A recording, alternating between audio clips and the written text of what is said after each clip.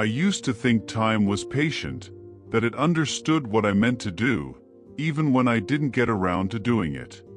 I believed that good intentions counted for something on their own, and it took me most of my life to learn how wrong I was. My name is Harold.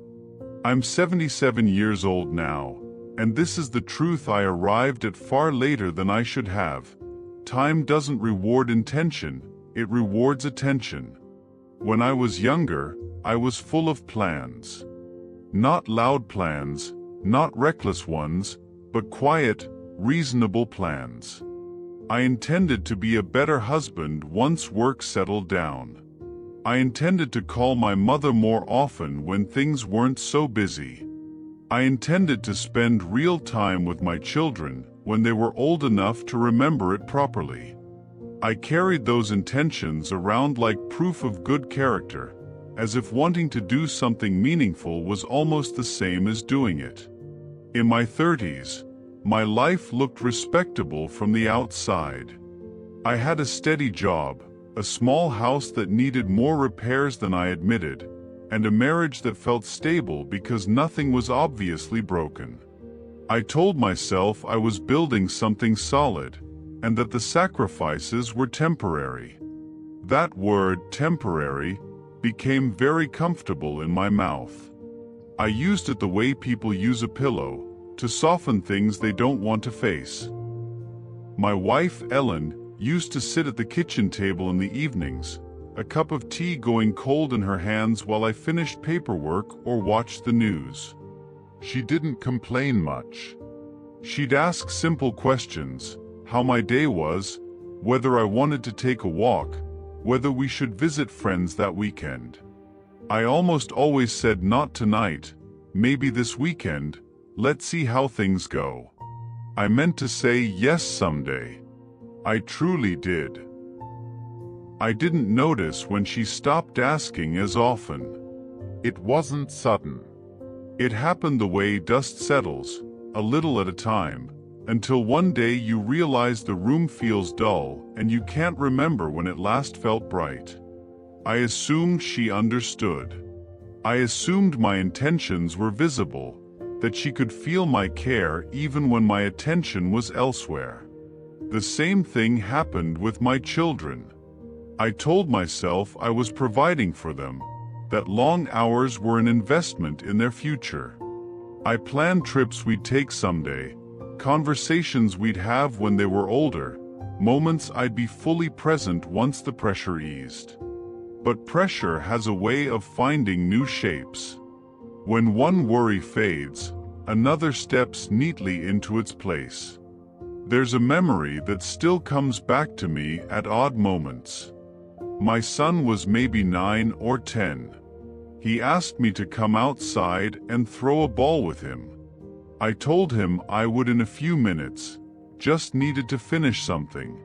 He waited longer than I expected, then eventually went back inside without saying anything.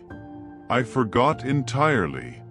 Years later, I can't tell you what I was working on, but I can still see the way he stood in the doorway, trying to look casual, trying not to look disappointed. At the time, I didn't think moments like that mattered very much. I believed life kept score in larger units. Careers, milestones, achievements. I thought the small things were flexible, that they could be postponed and gathered up later like loose change. What I didn't understand was that those small things were the currency itself. My mother used to call me on Sunday afternoons. She never said much of importance. She'd talk about the weather, something she'd cooked, a neighbor I barely remembered. I'd listen with half my mind while doing something else, occasionally cutting the conversation short. I told myself I'd make time later, when there was more to say, when I could give her my full attention. Later arrived quietly one morning when the phone didn't ring anymore. Standing in her empty house after the funeral, I noticed how many things she'd kept. Old photographs, letters, small notes written in careful handwriting. proof of attention. Proof of time spent thinking about people even when they weren't there.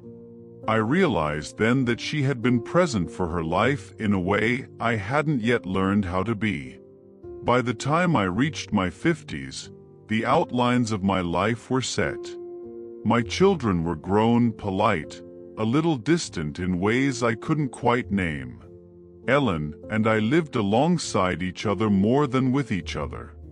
We were kind, functional, efficient. We knew each other's habits, but not each other's thoughts.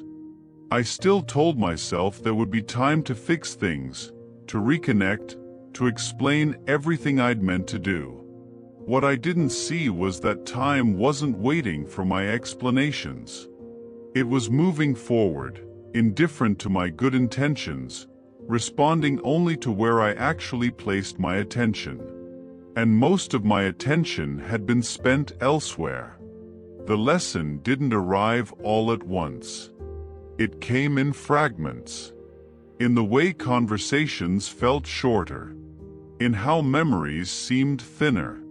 In the growing awareness that the past was full of unopened doors I could no longer reach.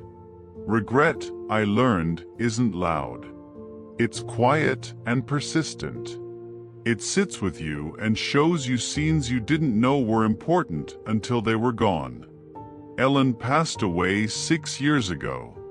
We had time together at the end, real time, honest time. But it felt like arriving after the main event, grateful for what was left, painfully aware of what wasn't. She never accused me of anything.